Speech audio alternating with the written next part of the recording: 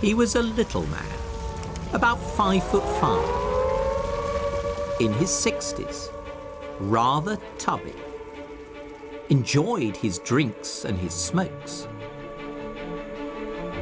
An unlikely hero, perhaps, but in the dark days of the 20th century, he helped save Britain. And he was one of the biggest mass murderers in history. Stalin was his party name.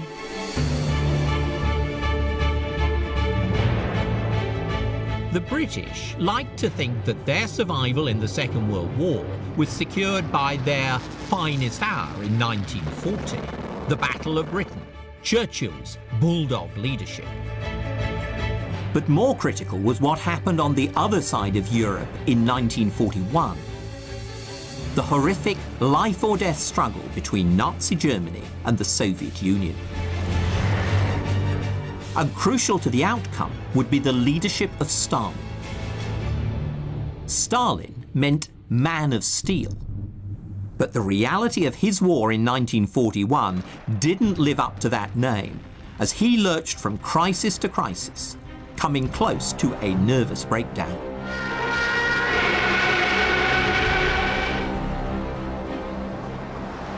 It was touch and go. In 1941, the man of steel blew it. His military bungling cost millions of lives. He nearly lost Moscow and almost let Hitler win the war. I want to explore how, despite his spectacular mistakes, Stalin clung on to power and led an extraordinary fight back against Hitler's military machine. This is the Second World War from the less familiar Russian perspective. A story of dramatic twists and turns that helps us to understand why Nazi Germany was eventually defeated and why a Stalinist Iron Curtain came down across half of Europe.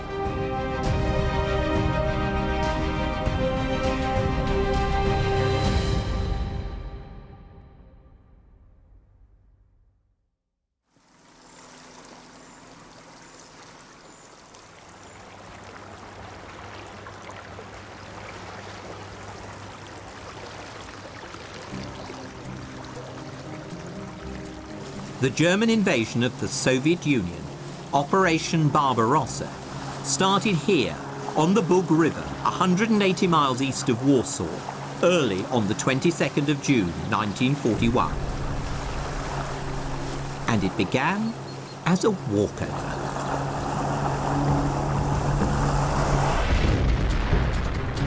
Along a front 1,000 miles long, more than 3 million German troops in 3 vast army groups surged across the border and deep into Soviet territory.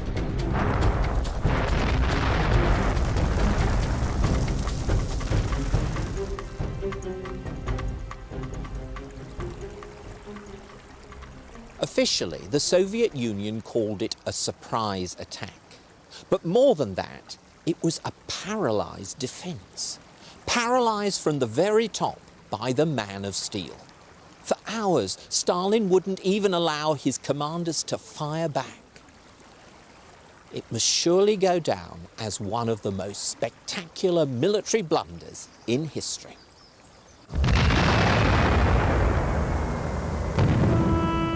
By noon on day one, a quarter of the Red Air Force had been destroyed.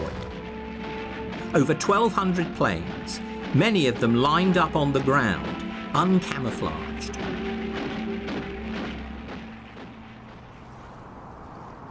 In Moscow, Stalin was beside himself with incredulous rage, lashing out at everyone around him. This is a monstrous crime! Those responsible must lose their heads! But this was a disaster born in his paranoid mind and in the brutal, terrorized regime that he had created. 1941 was a damning verdict, almost fatal, on 20 years of Soviet history.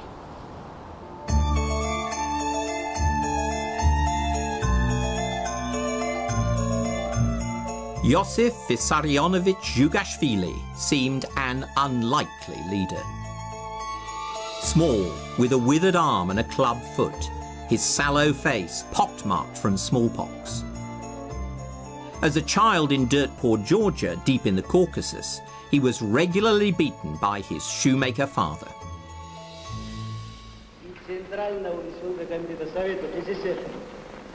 Nor did Stalin sound like a leader. With his flat, monotonous delivery, he was hardly a great orator, and he never lost his thick Georgian accent. This was an outsider's voice, and faintly ridiculous. One British wartime interpreter likened it to Wigan Pier, Lancashire, almost as if George Formby had been made dictator.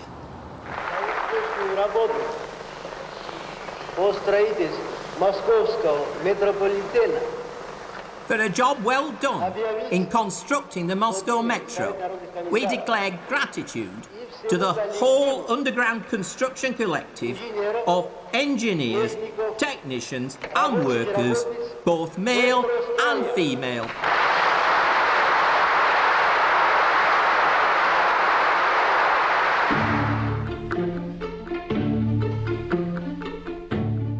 Stalin wasn't an intellectual like Lenin and the Bolshevik elite.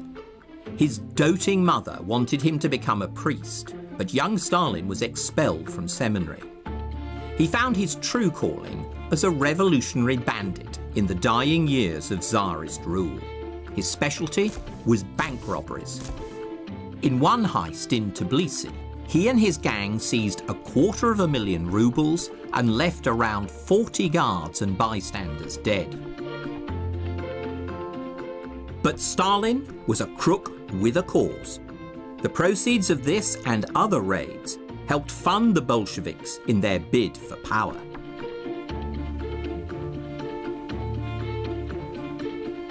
After the revolution in 1917, Stalin concealed his ambitions behind a facade of dull reliability.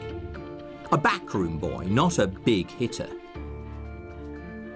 He was made General Secretary of the party, sort of keeper of the card indexes. Neither he nor his administrative job appeared to pose a threat to rivals. But slowly, carefully, Stalin began accumulating power. Stalin made a career out of being underestimated.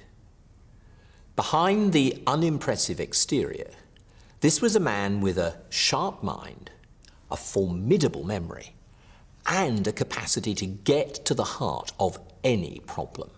Unlike other dictators, Stalin wasn't a great talker, but he was a good listener, skilled at reading the tone and the thrust of a conversation while disguising what he himself really thought.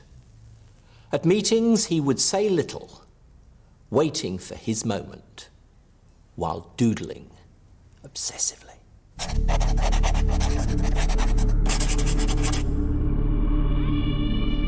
This is one of Stalin's doodles. Hard lines, sharp angles, wolf snouts. A sinister glimpse behind the calm, modest exterior into a mind that was savage, vindictive, often paranoid. Here was a gangster, a street thug, but with a strategic brain and absolutely no respect for human life.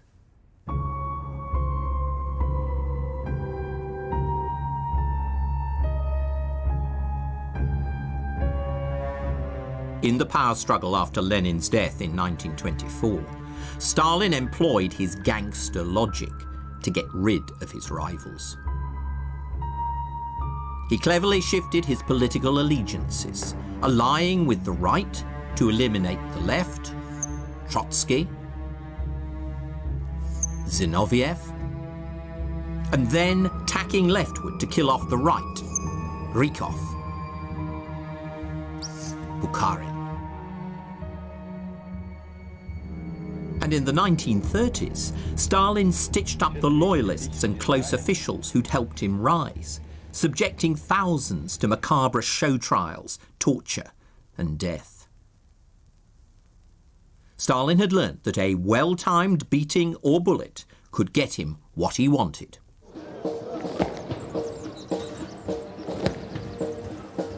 Nowhere was this lesson more brutally applied than in his handling of the army. Stalin was haunted by history. In particular, how Napoleon Bonaparte had exploited the French Revolution to jump from corporal to emperor. Determined to weed out any upstart Bonapartist in his army, Stalin appointed a new class of political commissars to watch over his officers.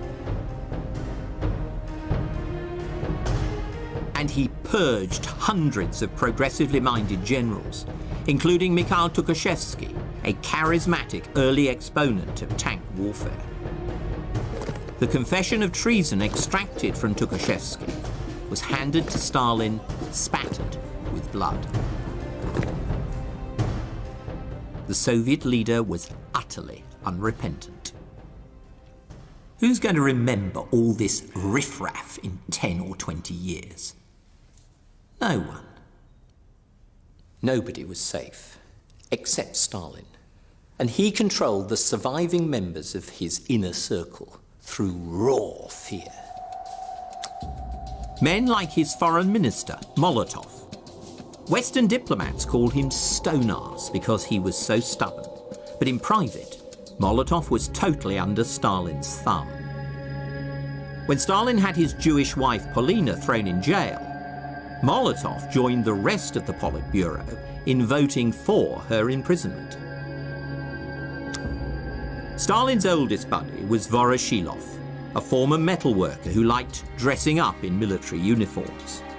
Good company over a few drinks, but really rather thick, and no threat. Beria was head of Stalin's secret police. He liked to keep his hand in by doing some of the torture himself using a truncheon. Then he relaxed by listening to records of Rachmaninoff or raping young women. But Stalin liked Beria because he was a coward who never challenged the boss.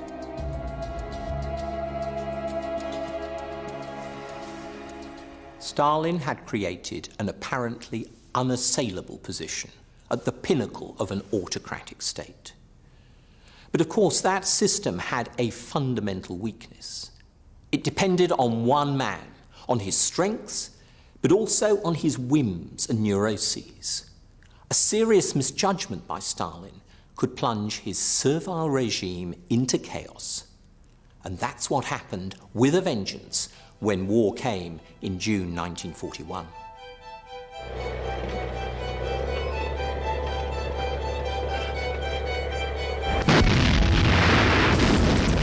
By June the 26th, 1941, just 4 days after Barbarossa began, 400,000 more Soviet soldiers were trapped as the Nazi pincers closed around Minsk, a key stronghold on the route to Moscow.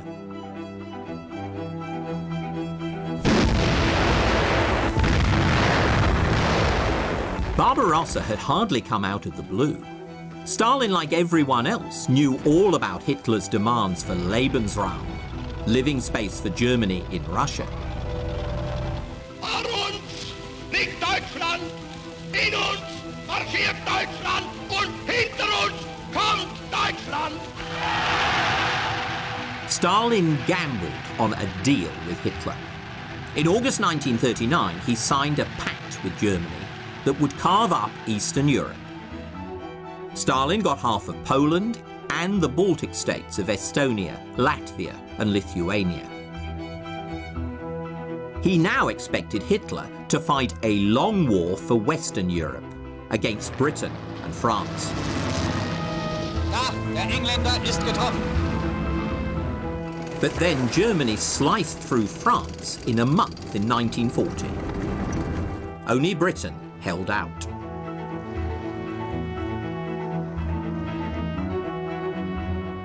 Stalin's gamble had backfired disastrously.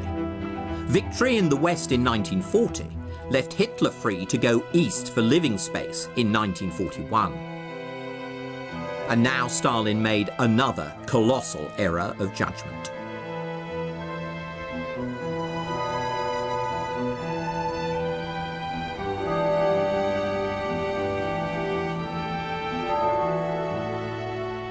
In the spring of 1941, Hitler began massing his troops in Poland. It was no secret. The Kremlin accumulated a bulging intelligence dossier, including clear warnings from German deserters and the British. But Stalin, always suspicious about the capitalist West, assumed that much of the intelligence had been fabricated by Britain with the aim of dragging him into its war with Hitler. Stalin refused to go onto a war footing, telling his generals, "Germany is busy up to her ears with the war in the West, and I'm certain that Hitler will not risk a second front by attacking the Soviet Union. Hitler is not such an idiot." Stalin didn't grasp that Hitler was intoxicated by a megalomaniac vision. He assumed that the Führer would act like he did, on hard-boiled calculations of national self-interest. This was Stalin's fundamental mistake.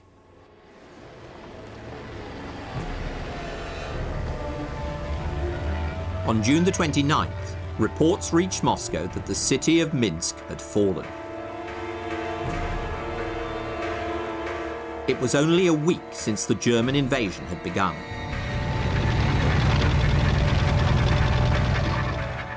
At this rate, the Germans expected to be in Moscow within a month.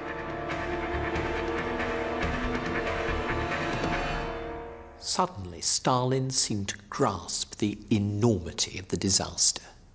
He raged at his generals, reducing even Zhukov, his chief of staff, to tears. But then Stalin crumpled. "Everything's lost," he groaned. "I give up.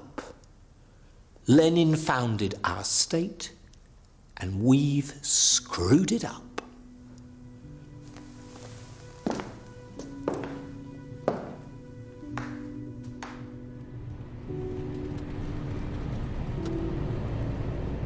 Stalin was driven to his dacha on the outskirts of Moscow.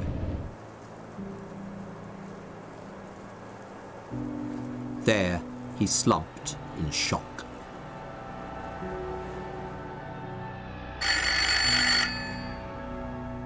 Next day, he didn't come into the Kremlin or respond to phone calls. In the dictator's absence, no one dared to take any decisions or sign any documents. Suddenly, there was a chilling vacuum at the heart of power. Was this a sinister game? The great actor testing the loyalty of his underlings, like the man he called his teacher, Ivan the Terrible, waiting, watchful, ready to pounce on anyone who tried to seize power. That's certainly possible, but I think Stalin had really come close to a nervous breakdown, because what he faced was not just military defeat, but the collapse of everything he'd worked for within Russia.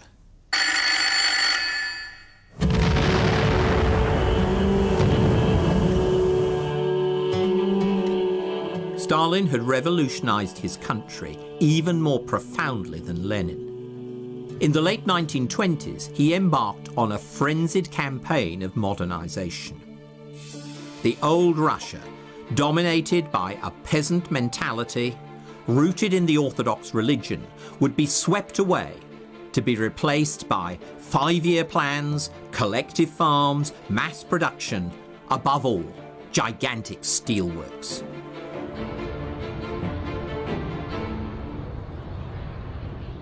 It was a steel crusade for the man of steel.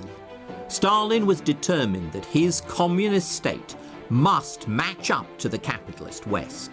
It was, he claimed, a matter of life or death. We are 50 or 100 years behind the advanced countries. We must make good this distance in 10 years. Either we do so, or we shall go under.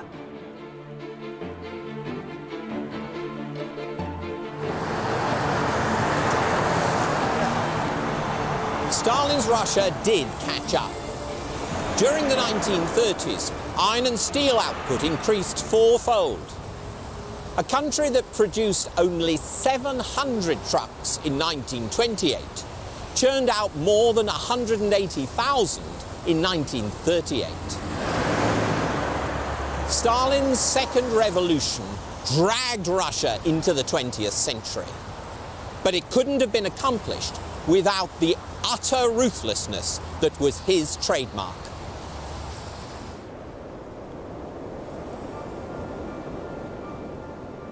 Just as he'd eliminated opponents within his inner circle, Stalin simply swept away any of the wider Russian population who resisted industrialization. Many were packed off to prison camps in the Arctic wastes of Siberia. This was the notorious Gulag, where nearly 2 million Soviet citizens were incarcerated in 1941. The forced collectivization of agriculture was even more brutal. Peasants often fought back against state seizure of their land and livestock. As a last act of defiance, many killed their own animals. Half the Soviet Union's cattle were slaughtered. In the famine that followed, an estimated 5 million people died.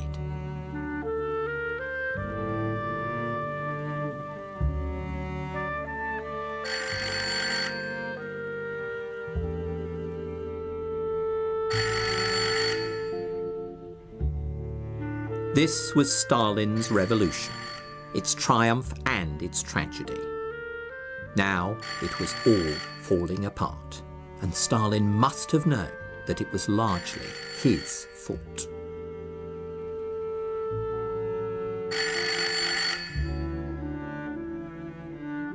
On June the 30th, 1941, with German panzers rolling towards Moscow, the Politburo drove out to Stalin's dacha.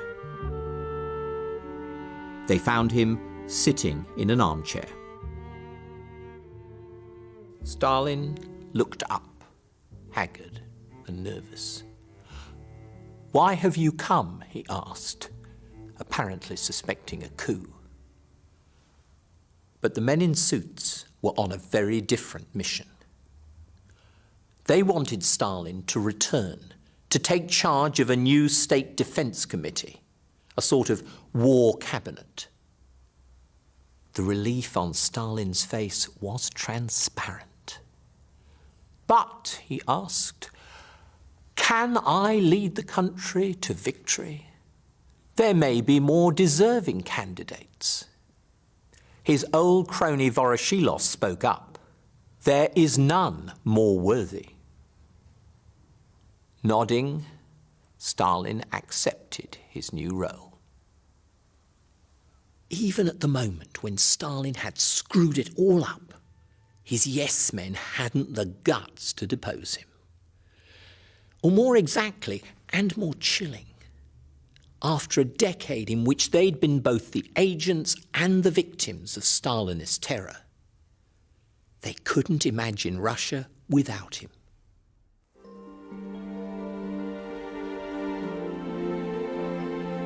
Now, Stalin began to regain his nerve. His prime task was to steady the country, dispelling the swirl of rumour and panic. One old man in a Moscow street complained, "Why hasn't anyone spoken to us on the radio? They should say something, good or bad, but we are completely in a fog." On July the 3rd, Stalin finally broke his silence with a speech relayed across the country through loudspeakers in factories and streets. Hitler's troops have succeeded in capturing Lithuania, the western part of Belorussia, part of western Ukraine. A grave danger hangs over our country. Stalin's delivery was as flat and toneless as ever. His Georgian accent still grated. But what he actually said was astounding. He frankly admitted that most of the Western Soviet Union had been lost. He even addressed his people not just as comrades, but as brothers and sisters and dear friends. From the depths of the crisis, Stalin was attempting to build a new relationship with his people. But behind the soft soap was the old iron fist. Stalin intended to terrorize his army into fighting. He issued an order, dryly known as Number 270. Those falling into encirclement are to fight to the last. Those who prefer to surrender are to be destroyed by any available means, while their families are to be deprived of all state allowances and assistance. This savage order was Stalin's handiwork, but he got his henchmen, including Molotov and Voroshilov, to add their names at the bottom. When Stalin's son Yakov was captured, Order 270 was applied to his family. His wife, Yulia, Stalin's daughter-in-law, spent 2 years under arrest.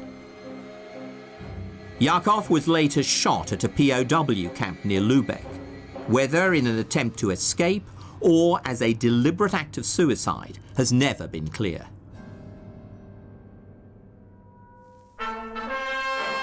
But flogging his own people was not enough. Russia couldn't survive the German onslaught alone. The only other power still fighting Germany was one that had tried to crush the Russian Revolution. Now, in an extraordinary U-turn, Stalin reached out to the old capitalist enemy.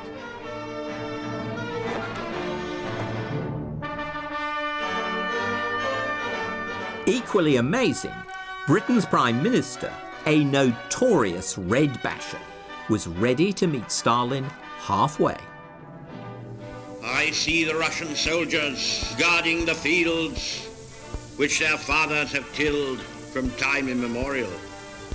I see advancing upon all this in hideous onslaught the Nazi war machine with its clanking, heel-clicking, dandified Prussian officers. It seemed as if Winston Churchill was going back on everything he'd been saying in the last 20 years. After the Russian Revolution, he even wanted British troops to help stamp out what he called the foul baboonery of Bolshevism. By 1941, Churchill's view was changing. In part, he recognised that Stalin's Russia was very different from Lenin's anarchic state. But it was also a matter of political expediency now, because the Soviet Union was his enemy's enemy. The day Barbarossa began, Churchill told an aide, "If Hitler invaded hell, I would at least make a favourable reference to the devil in the House of Commons."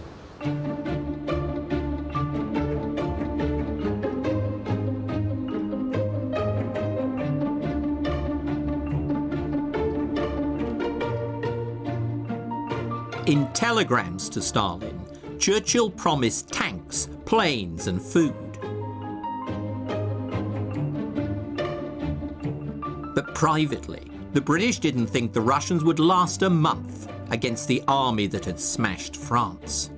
Then Hitler would turn back on Britain. His invasion of Russia is no more than a prelude to an attempted invasion of the British Isles. He hopes, no doubt, that all this may be accomplished before the winter comes. Today, we assume that the Battle of Britain had been decided in 1940. But that wasn't how Churchill saw things in 1941. Just 3 days into the German assault on Russia, he ordered that Britain's defences must be at concert pitch for invasion from September the 1st.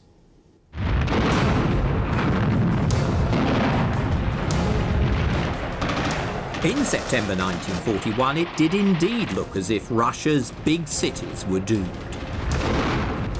In the north, German troops laid siege to Leningrad, the old Tsarist city of St. Petersburg. Hitler ordered it to be destroyed street by street and then razed to the ground. Down south, German panzers encircled Kiev, capital of the Ukraine. Out of his depth, Stalin could only bluster and bully.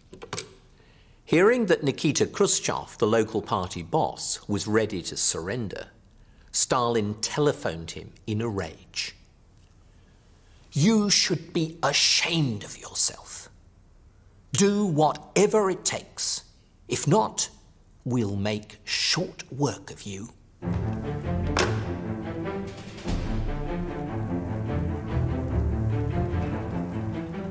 Stalin rejected any retreat at Kiev, thereby condemning over 600,000 Soviet troops to German prisoner of war camps. For most, that meant certain death.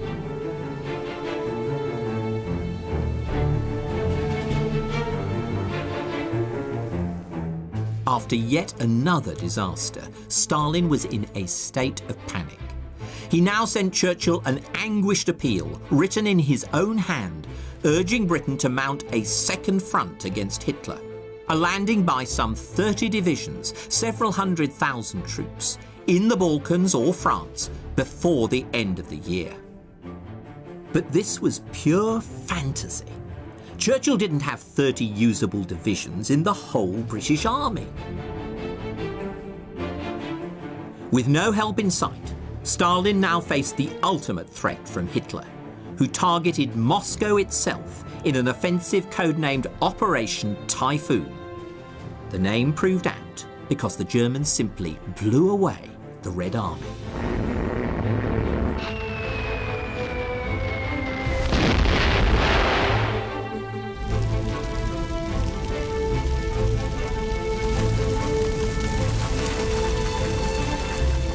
By October the 5th, German tanks were only 80 miles from Moscow. Stalin placed veteran General Georgy Zhukov in charge of the defence of the Soviet capital, with one of his highly motivational pep talks. If Moscow falls, heads will roll.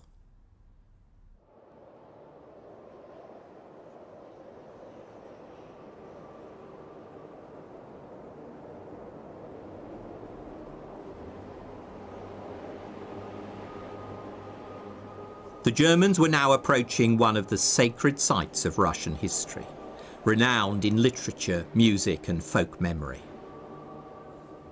Stalin ordered a last stand here, on what he called the Mozhaisk Line.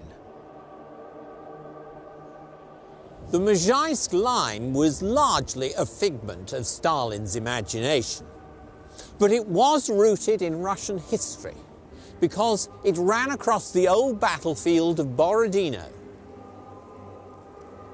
Borodino was the epic battle between Napoleon's France and Tsarist Russia. It was evoked in sound by Tchaikovsky's 1812 overture and immortalised in words by Tolstoy in War and Peace, his classic novel, which was being serialised on Radio Moscow. Now, Russian troops slugged it out with the Germans around the very earthworks where their ancestors had fought Napoleon's Grand Army.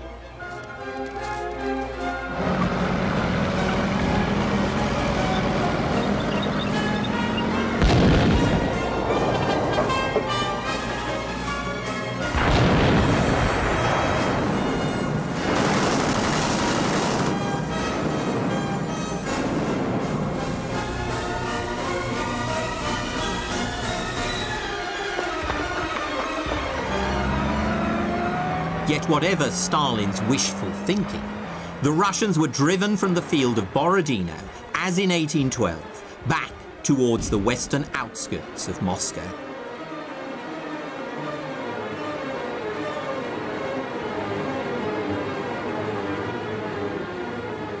This was a critical moment. The fate of Moscow, the very outcome of the Second World War, hung in the balance.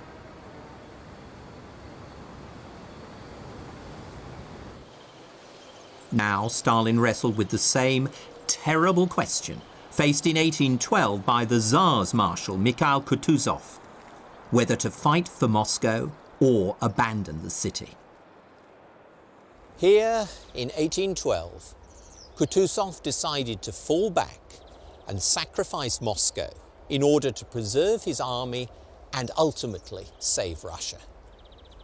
Now, in 1941, Beria took a similar line, arguing, Moscow is not the Soviet Union. Defending Moscow is useless. Zhukov, on the other hand, was sure that Moscow could be held. Stalin, torn between these conflicting views, pored over a new biography of Kutuzov, underlining the sentence, up to the last moment, no one knew what Kutuzov intended to do.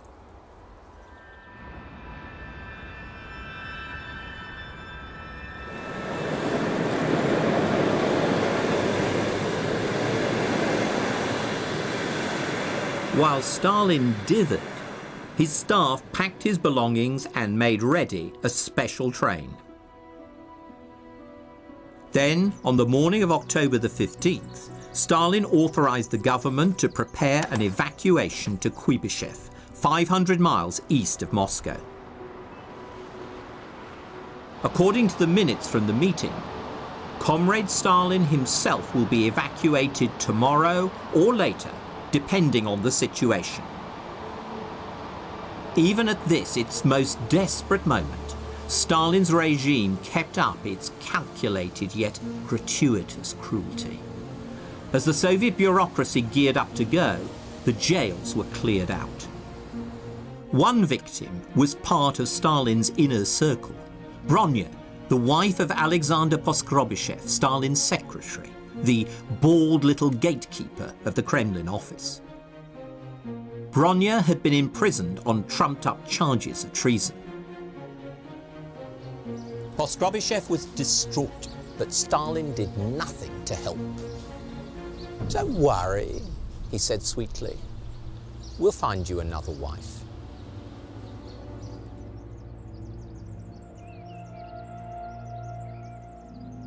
During the evacuation of Moscow, Bronya was executed. Choking back his grief, Poskrovyshev kept on working for Stalin round the clock. One death is a tragedy, a million deaths are a statistic. That cliché is often attributed to Stalin.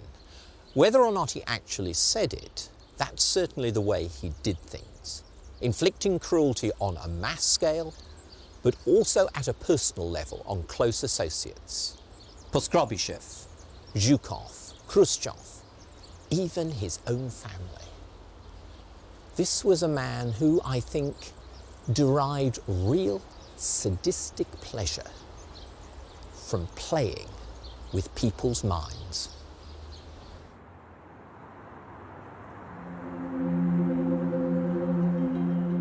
Stalin's own mind about evacuation was still undecided.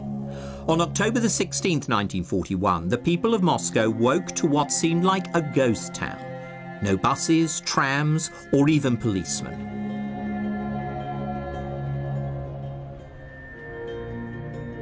Across the city, grey snowflakes were falling, ashes from the burning of millions of official papers, even party cards. It seemed that Hitler would soon achieve his dream of consigning Bolshevism to the rubbish heap of history. Then suddenly the city became infected with panic as news of the evacuation spread. Abandoned shops were looted. Cars and trucks clogged the roads going east. The game seemed to be up. One man noted in his diary, "Today Moscow is like an ant-heap. People loaded down with goods going in all different directions. The metro's closed. People are saying it's to be blown up or flooded and that the Germans will arrive tonight."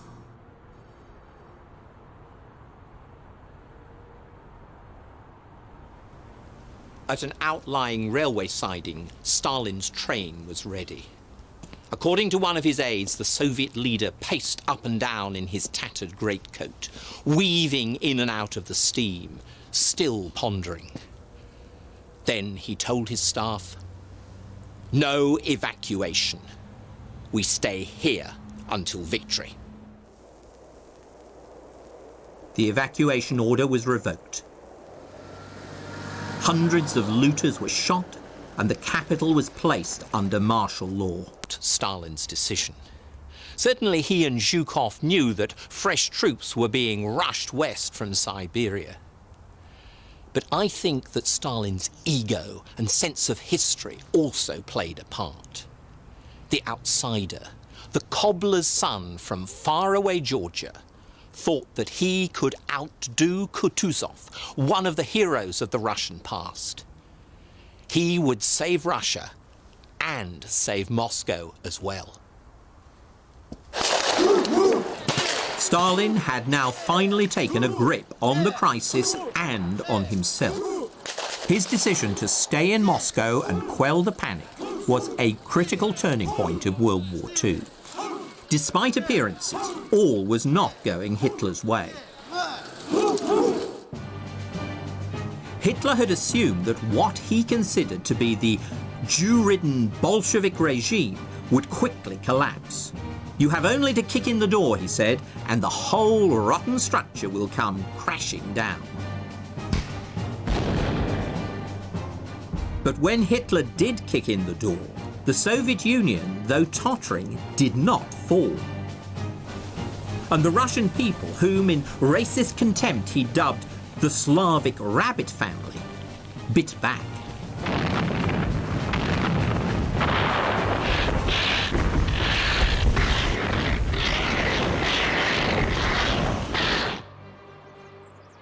Hitler and his generals underestimated the resilience of Stalin and his state.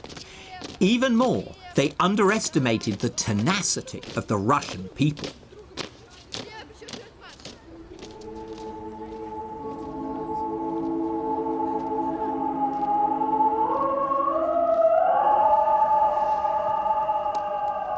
An early demonstration of Russian bravery had been the defence of Brest in the very first week of Barbarossa.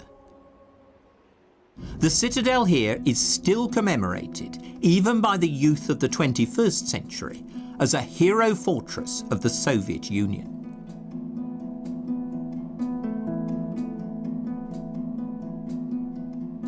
The Germans expected to capture it on day one of Barbarossa.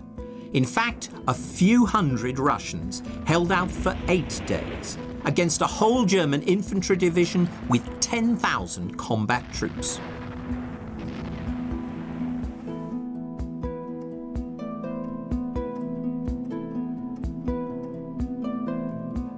The Russians battled on in appalling conditions, with virtually no water. The Germans tried everything: tanks, shells, bombing. Eventually they had to winkle out the defenders room by room. One Russian soldier, Georgy Karbuk, recalled, "The Germans deployed flamethrowers. They simply poked the nozzles into cellar windows and burnt everything. Even the bricks melted. Others threw grenades into cellars where families were hiding." Ultimately, the German 45th Infantry Division did conquer the fortress here at Brest, but it lost nearly 500 men in a week, more than it had lost in a whole month in France in 1940. For the German army, as well as the Russian people, Brest was a foretaste of horrors to come.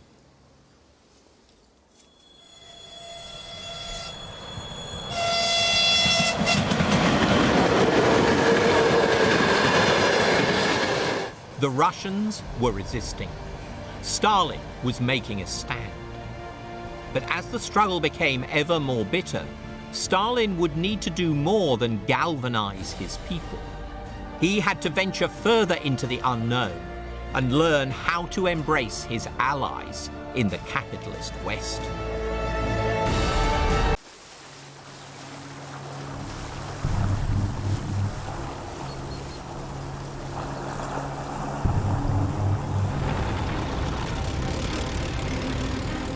When Nazi Germany invaded Russia in June 1941, the Soviet regime under Joseph Stalin teetered on the brink of collapse. By December, the Germans had driven the Russians back over 600 miles and were at the gates of Moscow.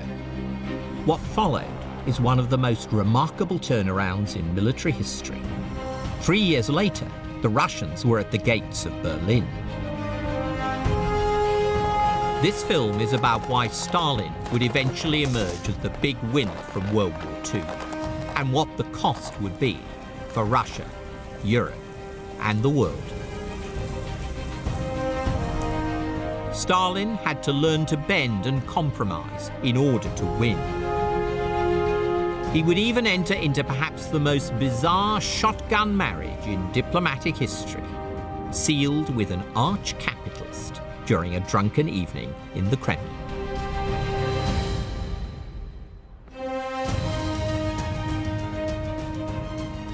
Stalin had a strange, almost seductive charm. Winston Churchill, an unremitting enemy of communism, responded with respect, at times even affection, towards the man he himself nicknamed Uncle Joe. This is the enduring mystery of Stalin, the friendly uncle and the man of steel, a titan of the Second World War and a monster of the 20th century, who got away with it.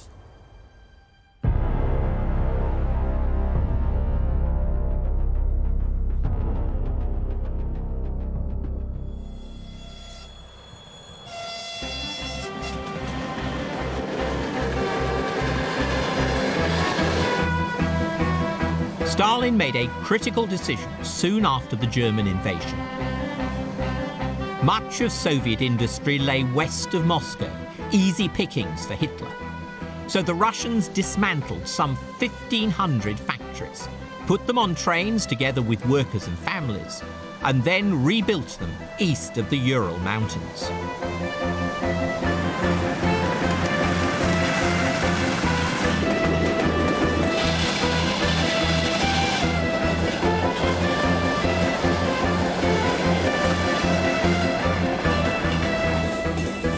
The scale was incredible. Over 1 million railway wagons were needed. Placed end to end, it was estimated, they would have stretched right across the country, from Poland to the Pacific.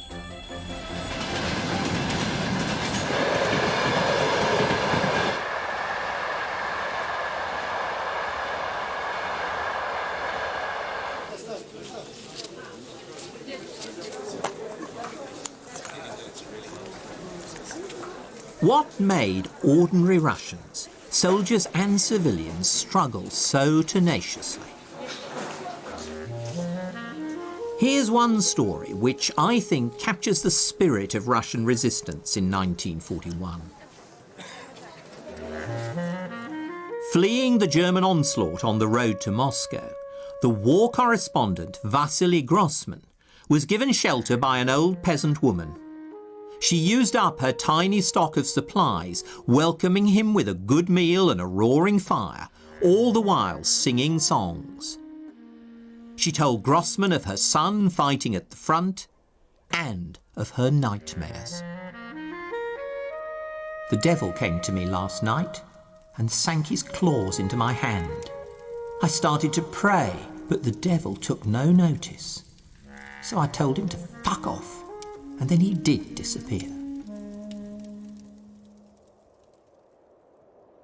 Grossman was very struck by this typically Russian mix of generosity and bloody-mindedness. If we do win in this terrible, cruel war, it will be because there are such noble hearts in our nation. They illuminate all our people with a miraculous light. For this old woman, and for millions of Russians, their defiance was rooted in a deeper sense of homeland, of Russia's history and faith that stretched back long before Lenin and Stalin.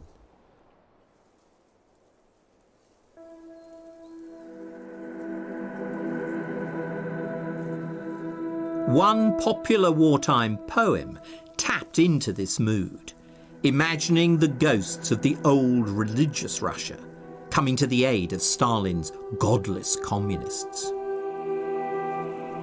It was as if, at the graves in each Russian village, guarding the living with the sign of the cross, our ancestors were gathering to pray for their grandsons who no longer believe in a god.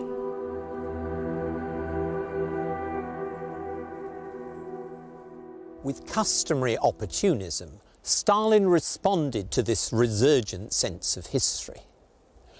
And Russians in turn responded to Stalin, or more precisely to the heroic image of Stalin projected by the regime.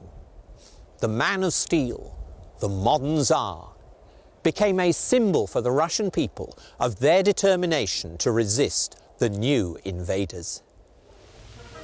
За полный разгром немецких захватчиков. Смерть немецким оккупантам. Stalin accelerated his transformation into nationalist leader. His speech for the Revolution Day parade in November invoked Lenin, but also the Russian heroes who'd repulsed earlier invaders, including the Tsarist general Kutuzov, hero of the war against Napoleon. Да здравствует наша славная Родина, ее свобода. The troops paraded through Red Square and marched straight on to the front.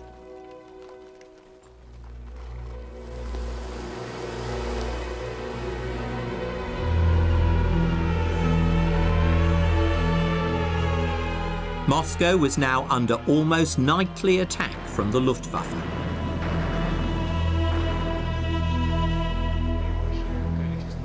The Kremlin's air raid shelters had not yet been completed, so for a few days Stalin shared the ordeal of ordinary Muscovites, dossing down in his greatcoat alongside them in one of the metro stations.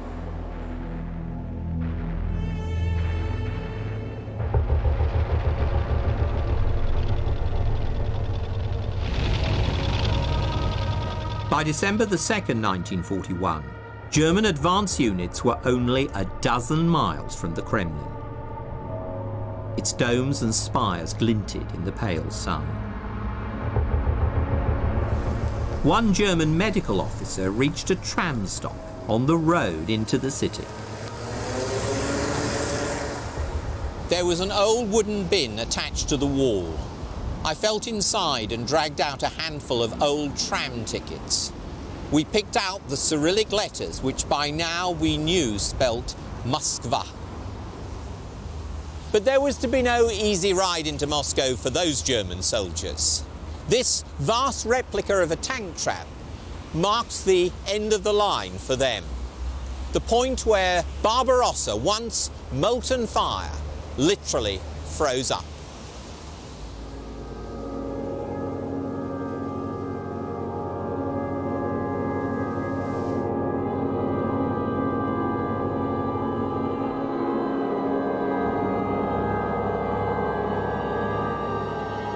Temperatures were now 30 below.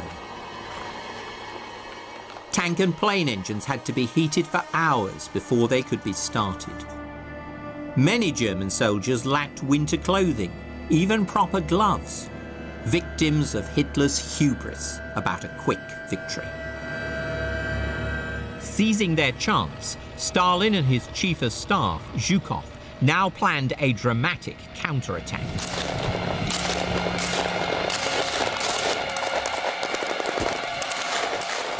Before dawn on December the 5th, Soviet troops ploughed into the frozen Nazi pincers around Moscow.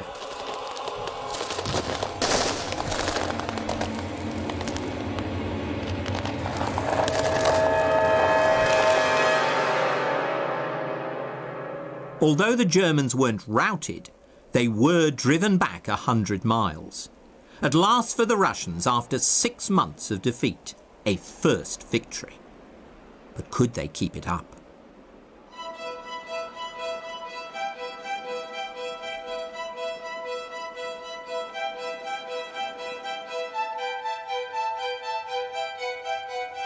Zhukov knew the limits of his army. He wanted a targeted strike to save Moscow. But Stalin was now on a roll. Though no general, he'd apparently done what Kutuzov could not do: save Russia without sacrificing Moscow. And like Hitler when he launched Barbarossa, Stalin now believed his enemy to be ripe for destruction. Pacing around his study in the Kremlin, Stalin told his generals, "The Germans are taken aback by their defeat near Moscow. Now is just the time to mount a general offensive." Zhukov protested that he hadn't the resources to advance in this way all along the front. Stalin would have none of this. "Our task is not to give the Germans a breathing space. We must drive them westward without a halt.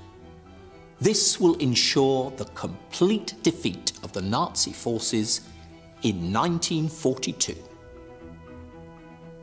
According to Zhukov, nobody else spoke up. The dictator had browbeaten his generals.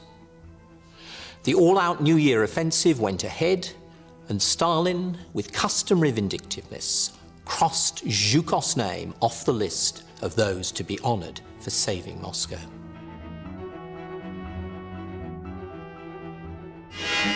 Along the whole front, the great Russian counter-offensive, which Stalin personally worked out in every detail, springs to life. British newsreels recorded Stalin's great offensive.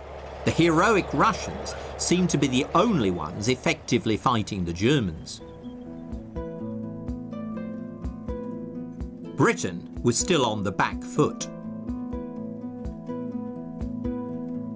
And America, though at last in the war, was in disarray after Japan's surprise attack at Pearl Harbor. Yet in early 1942, Stalin was sniffing victory. And, like Hitler, it went to his head. Having lost Eastern Europe in 1941, he was now determined to get it back. He told Britain and America that Russia's rewards for victory should include Eastern Poland and the Baltic states, the very territories signed over to him in 1939 as part of his pact with Hitler. Now he wanted his allies to endorse the same dirty deal. This obsessive haggling for territorial gain may seem bizarrely premature to us now, but I think it makes sense if we remember that Stalin, still on a high from the success of the winter counteroffensives, thought the war might be over within a few months. So he was trying to strengthen his hand for an upcoming peace conference.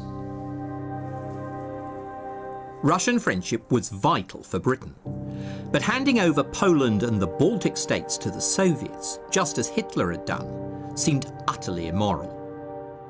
After anguished debate, the British government dug in. So Stalin applied direct pressure.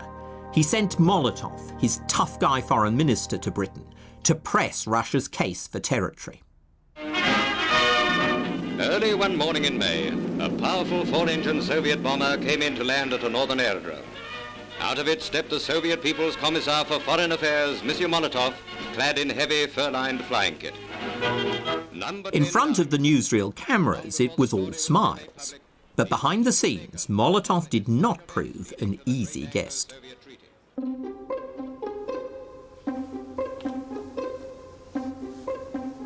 Conscious perhaps that 20 years earlier his host Churchill had tried to strangle Bolshevism in its cradle, Molotov and his aides slept with revolvers under their pillows. Their rooms were also guarded round the clock by grim Russian matriarchs dressed in black.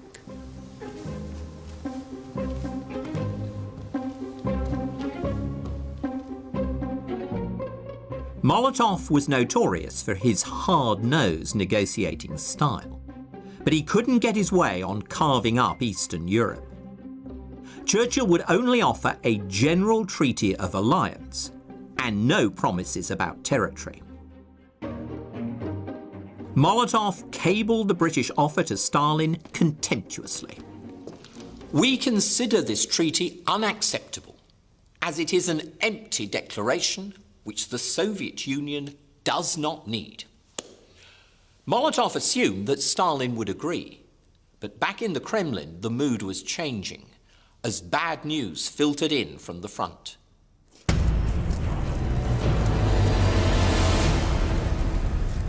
Buoyed up by overconfidence, and once again riding roughshod over generals like Zhukov, in May 1942 Stalin had ordered a reckless new assault to recapture Kharkov, second city of the Ukraine.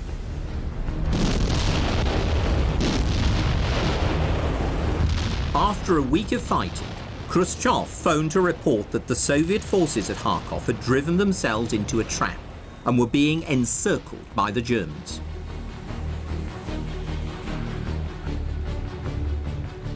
Stalin refused even to take the call, put down the phone, as if he knows what he's talking about.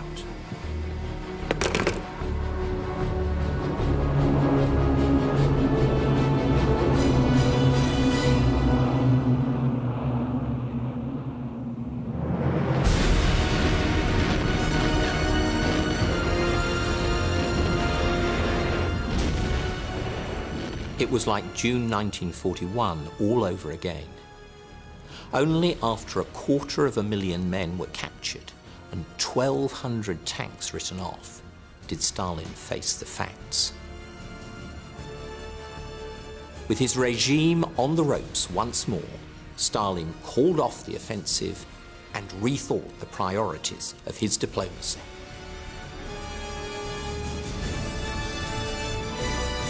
Stalin dropped his demands for territory. What mattered now was getting the Allies to mount a second front, a British and American assault on mainland Europe to divert German forces from Russia. Stalin cabled Molotov in London. He told him to stop protesting, sign the treaty with Britain, and firm up the Allies' commitment to a second front. Molotov was flabbergasted, but the man whom the British regarded as the hardliner grovelled abjectly to his boss. "I shall act in accordance with the directive. I believe the new draft treaty can have positive value.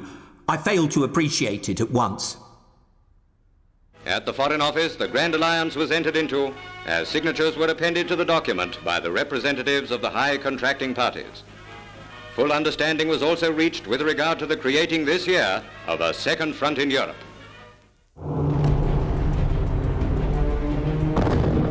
In mid-1942, Hitler resumed his offensive.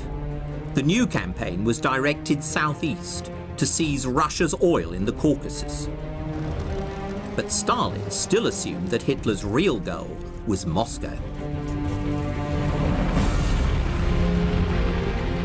Thanks to Stalin's misplaced deployments, the German advance was even swifter than in 1941. By the end of the summer, the swastika was flying over the highest point in the Caucasus.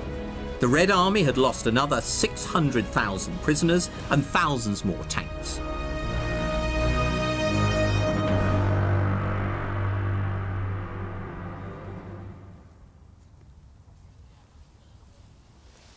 The pattern was the same as 1941.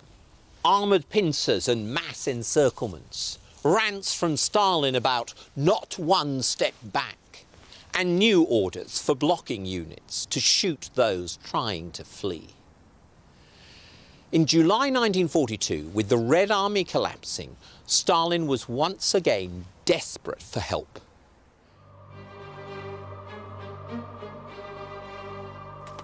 Stalin now really needed Churchill to deliver on the promise of a second front in Europe in 1942.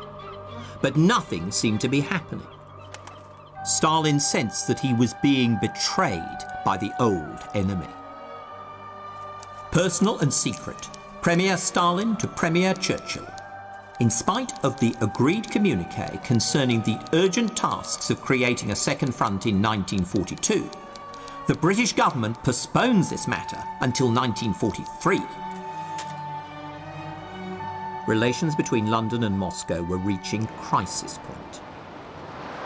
As the German juggernaut rolled east, rumours swirled around about Soviet capitulation and peace talks.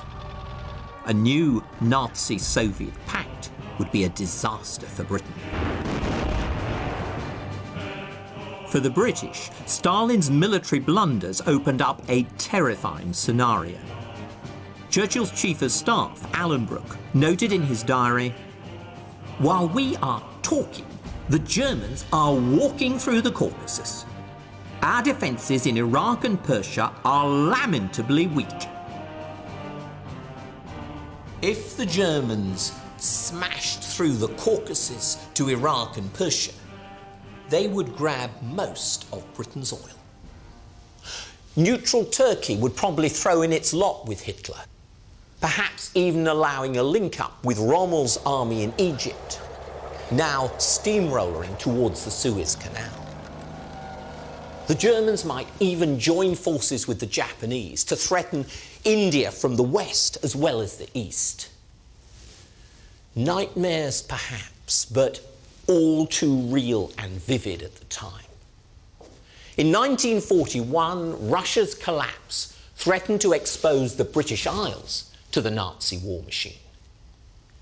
In 1942, the whole British Empire seemed at stake because of Stalin's military bungling.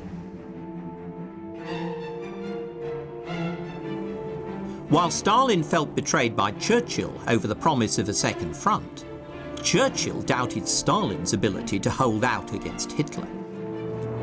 Without trust, the alliance was doomed. Churchill felt that he and Stalin had to meet face to face. In the middle of August 1942, after a long flight dodging German fighters, Churchill arrived in Moscow. Churchill was excited to meet Stalin for the first time and keen to get the measure of the man. But he was also anxious. He was about to give Stalin an update on the Second Front that wouldn't be welcome. It was, he said, like carrying a large lump of ice to the North Pole.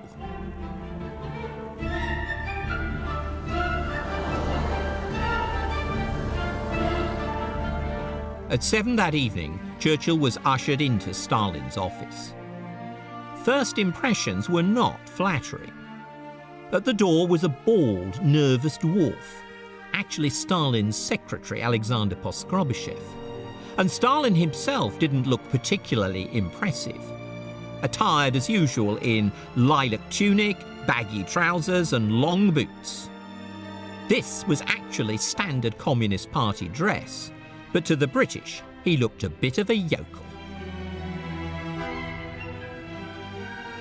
For Stalin, a gangster from the Caucasus, used to manipulating cronies and underlings, having to negotiate with a grandee from the West, face to face and on equal terms, was a new experience. A first test, if you like, of his ability to play in the Premier League of international diplomacy.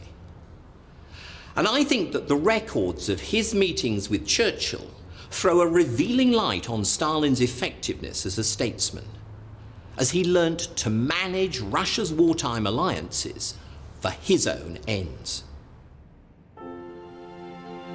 To start with, the meeting was heavy going. Stalin admitted that the news from the Caucasus was bad. Churchill spoke defensively about all the problems of mounting a second front in France that year. Stalin looked grim.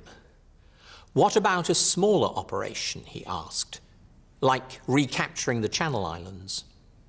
Churchill said it would be a waste of seed corn for the real harvest, which would come in 1943. Stalin, who was used to wasting tons of seed corn, replied testily, "A man who isn't prepared to take risks cannot win a war." But then Churchill revealed that he and the American president, Franklin Roosevelt, had a top-secret plan which would be every bit as good as a second front offensive against mainland Europe. He drew a sketch of a crocodile. Northern France, he said, was Hitler's hard snout, but the Mediterranean was his soft belly. Churchill promised that in the autumn, British and American troops would land in Morocco and Algeria. If North Africa was won in 1942, he said, we will launch a deadly attack on Hitler next year. Stalin was now fully engaged. He asked a lot of questions. The meeting broke up after 3.5 hours. The British Prime Minister was driven back to the dacha he had been assigned. Churchill was jubilant. My strategy was sound, he crowed. First, he'd given Stalin the bad news. Then he'd offered glad tidings. Stalin, he said, ended enthusiastic, in a glow. Churchill declared that Stalin was just a peasant whom he knew exactly how to handle. Too late, Churchill was warned that the room had probably been bugged and that his comments might well be passed on to Stalin. But Churchill wasn't cowed, stalking up to the likely location of a microphone and shouting, The Russians, I have been told, are not human beings at all. They are lower in the scale of nature than the orangutan. Now, let them take that down and translate it into Russian. It was a strange echo of Churchill's spluttering 20 years earlier about Bolshevik baboonery. Whether his bombast got back to Stalin, we don't know, but the next meeting between the two leaders was very different. Perhaps Stalin felt insulted by Churchill's taunts. Or maybe he'd seen through the so-called Second Front in the Mediterranean. The evidence isn't clear, but Stalin now played the hard man. Sitting back in his chair, eyes half closed, puffing at his pipe, he tore Churchill to shreds. He dismissed North Africa as an irrelevance. He accused Churchill of breaking a firm promise about the Second Front. He even mocked the British for cowardice. If the British army had been fighting the Germans as much as the Russian army, it wouldn't be so frightened of them. Churchill was livid. He shouted back, giving as good as he got. The second meeting ended in icy deadlock.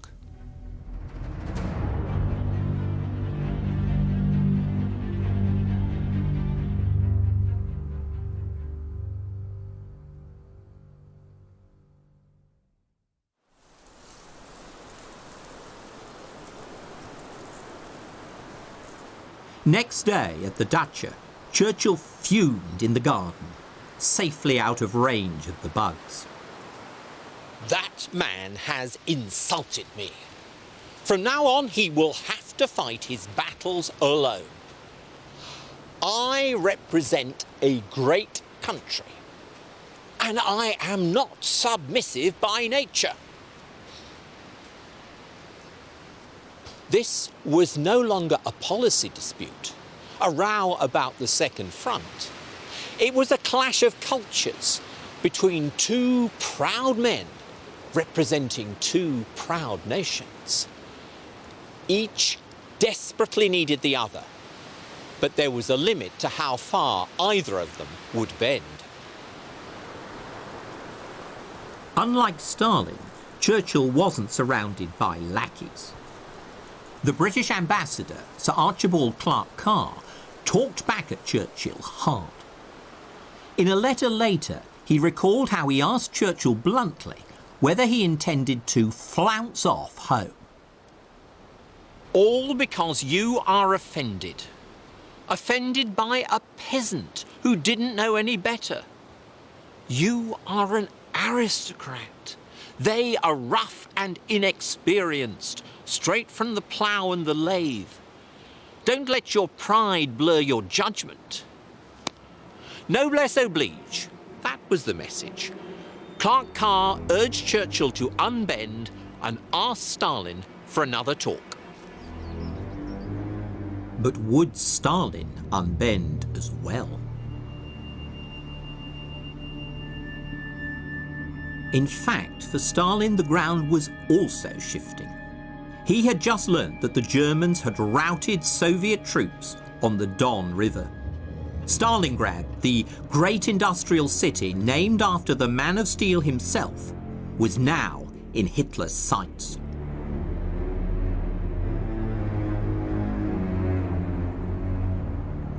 Round 3 between Stalin and Churchill began at 7 in the evening in Stalin's office. The two leaders had a polite and businesslike final discussion about various aspects of the war. But as Churchill got up to say goodbye, Stalin became Mr. Nice Guy all of a sudden. Why don't you come back to my apartment in the Kremlin and have a little drink,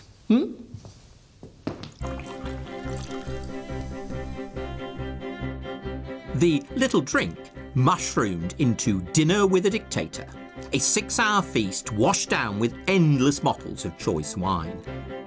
Stalin introduced Churchill to his daughter Svetlana and watched his reaction with a twinkle in his eye, as if to say, you see, even we Bolsheviks have family life. The mood became progressively more unreal as conversation lurched from the present to the past. Churchill boasted about the military genius of his ancestor, the Duke of Marlborough. Stalin, with an impish smile, said he thought the Duke of Wellington was more talented because he crushed Napoleon, who presented the greatest danger in history. Then Stalin got on to the collective farms campaign and the criminal resistance of the peasants. It was, he said, a terrible struggle. 10 million people, all very bad and difficult, but necessary.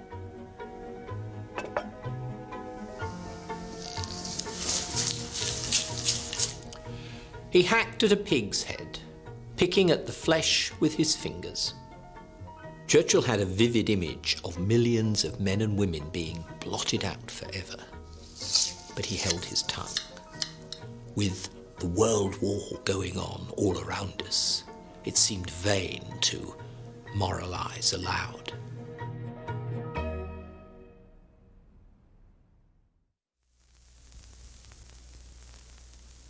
This final meeting cemented the alliance.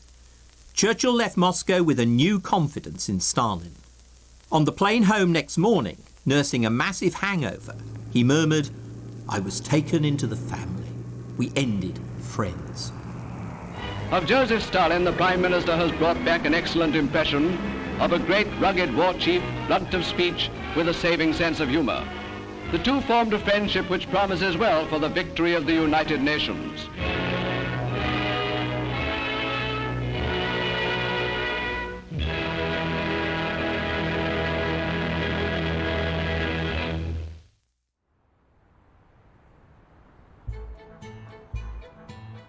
In the course of the war, Churchill's view of the Soviet Union and the threat of what he called Russian barbarism would yo-yo up and down. But he retained his faith that Stalin was a man with whom he could do business. For his part, Stalin had played a shrewd game of hot and cold with Churchill, knocking him off balance. This was a routine Stalin ploy. But I believe there was something more behind his Mr. Nice Guy act when he invited Churchill back into his flat. Stalin, I think, made a deliberate decision to open up, to show a more human side, The bruiser had to become a charmer. He couldn't afford to let the meeting end on a sour note because Russia's military situation had gone critical.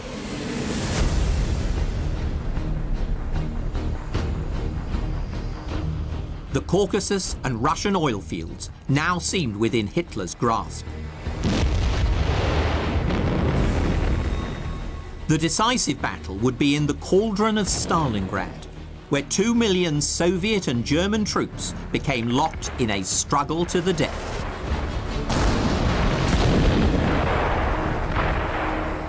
Churchill's much vaunted offensive in the Mediterranean, landing 100,000 troops on the beaches of North Africa, was a mere sideshow to this horrific climax of the war. Having failed to wipe Leningrad and Moscow off the map, Hitler was now determined to erase Stalingrad. His orders were stark: male population to be destroyed, female to be deported.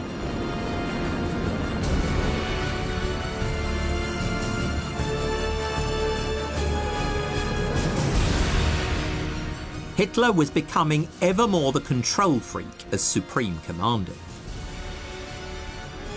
But Stalin, the man of steel who'd bent towards Churchill, was also learning to be less rigid in dealing with his generals. Swallowing his old fear of Bonapartism in the army, Stalin dismantled the system of political commissars, the apparatchiks who could question officers' orders on party or ideological grounds. Now commanders were allowed to take decisions for military reasons alone. Party hacks like Voroshilov were demoted, while Stalin promoted Zhukov to deputy supreme commander. Zhukov knew the fate of Stalin's generals. At first he tried to refuse the promotion, claiming that their temperaments were incompatible. But Stalin was insistent. Let us subordinate our temperaments to the interests of the motherland. Zhukov wasn't just a one-man band. Around him he built a capable staff of intelligent and efficient planners. This was a decisive moment, a sign that Stalin had the essential flexibility to survive. In 1941, Stalin had appealed to nationalism, not communism, in order to galvanize his people for war. In 1942, he compromised again, scrapping the ideology of party control to give his top generals the freedom to fight. While Russian soldiers battled heroically in the ruins of Stalingrad, Zhukov and his staff formulated a bold plan to relieve the city. And Stalin let them do it, finally releasing the reserves he'd retained to protect Moscow and not pushing Zhukov this time into a premature assault.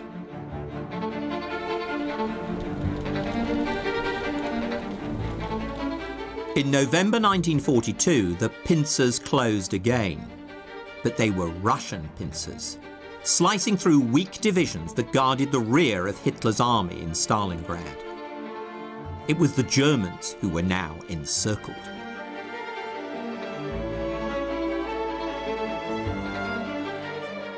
Their final surrender in January 1943 coincided with the 10th anniversary of Hitler's seizure of power. It was a devastating turn of fortune's wheel. War correspondent Vasily Grossman witnessed the Russian victory. Prisoners move on and on in crowds, their mess tins rattling, belted with pieces of rope or wire. Russian troops are marching. Their spirits are higher now. It would be great to get to Kiev. Another man. I'd like to get to Berlin. The Red Army was now on the march. So were the British and Americans by the end of 1942, routing the Germans in North Africa as a springboard for control of the Mediterranean. But it was the Eastern Front, the great battles for Moscow and Stalingrad, that turned World War II, beginning a fight back that would eventually entrench the Soviet Union as a new superpower throughout Eastern Europe. Not just Poland and the Baltic states, but Hungary, Czechoslovakia, and half of Germany itself.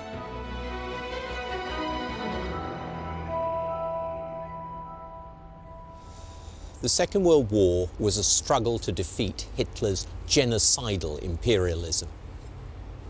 Yet the man who gained most from victory was a dictator as cruel and ruthless as his enemy. The difference between victory and defeat was in large part that Stalin eventually learned from the mistakes that had cost millions of Russian lives, whereas setbacks only made Hitler more unyielding in his fantasies.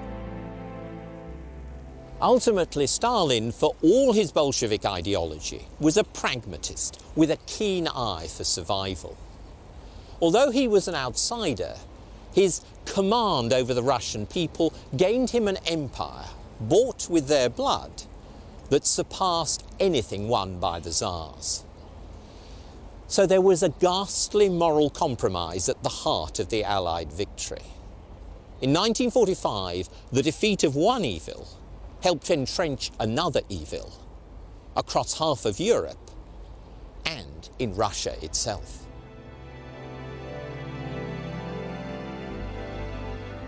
Having learnt to loosen up his regime to win victory, after the war, Stalin tightened his grip once again, reverting to terror. He put his generals back in their place, demoting the war hero Zhukov on charges of corruption. And he clamped down on his people with renewed censorship and another purge of the party. In the 1950s, Vasily Grossman pondered the cost of victory, reflecting on how the heroism of the war had saved Russia, while also saving Stalin and shoring up the Stalinist system. His epic novel, Life and Fate, was modelled on Tolstoy's War and Peace. At the fulcrum of his book, Grossman evokes Stalin waiting anxiously for the start of Zhukov's vital counteroffensive around Stalingrad. The passage is pure fiction, but also, I think, sublime poetic truth.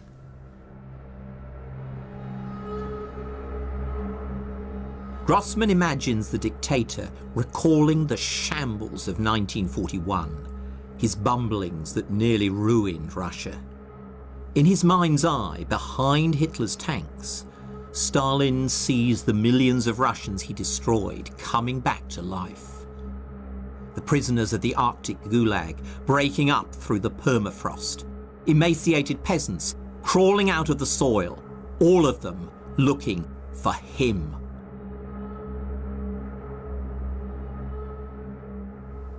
Then Zhukov's pincers close.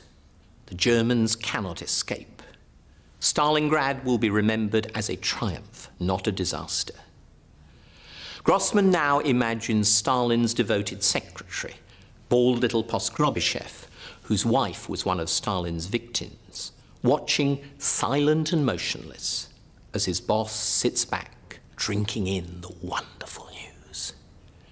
To the victor, the spoils. This was his hour of triumph.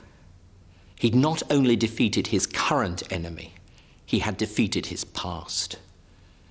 In the villages, the grass would grow thicker over the tombs of 1930. The snow and ice of the Arctic Circle would remain dumb and silent.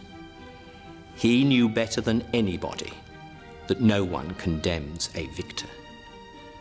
Very slowly and gently, his eyes closed, he repeated the words of a song. "You're caught in the net, my pretty little bird. I won't let you go for anything in the world." Poskrobyshev looked at Stalin, at his grey, thinning hair, his pockmarked face, his closed eyes. Suddenly, he felt the ends of his fingers grow cold.